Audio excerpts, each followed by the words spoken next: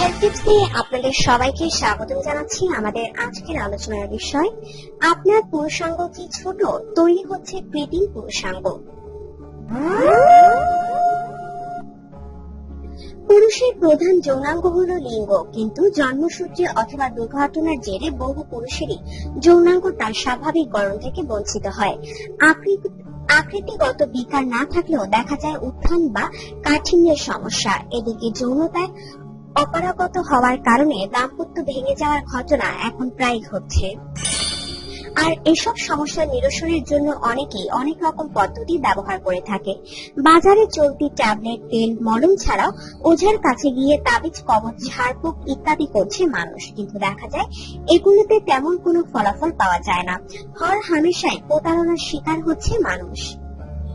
সম্প্রতি জটিল সমস্যার সমাধানে এগিয়ে এসেছে আমেরিকার উত্তর ক্যারোলিনার Wake Forest Institute for Regenerative Medicine. বহু গবেষণার শেষে প্রতিষ্ঠানের চিকিৎসা বিজ্ঞানীরা তৈরি করতে সক্ষম হয়েছে 6টি কৃত্রিম পুরুষাঙ্গ।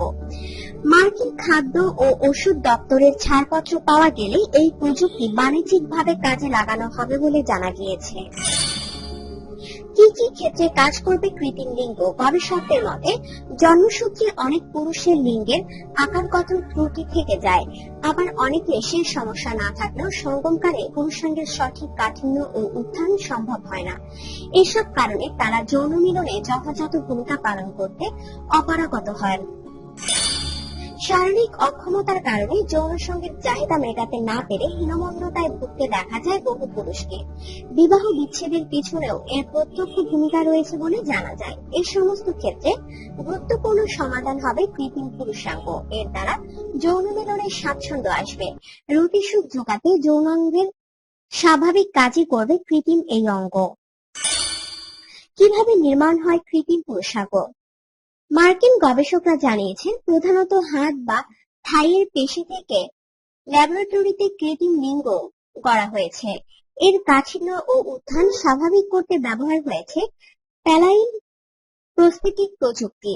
কৃত্রিম লিঙ্গের বহিরাঙ্গের পেশি সংযোগ গঠনকারী প্রোটিন কোলাজেন থেকে তৈরি এক বিশেষ কোষ তৈরি করা হয়েছে। এই কোলাজেন প্রথমে সংগ্রহ করা হয় কোন স্বাভাবিক পুরুষাঙ্গের কোষ থেকে। এরপর দাতা কোষগুলি থেকে তার ডিএনএ রাসায়নিক উপায়ে ধুয়ে ফেলে দেওয়া হয়েছে।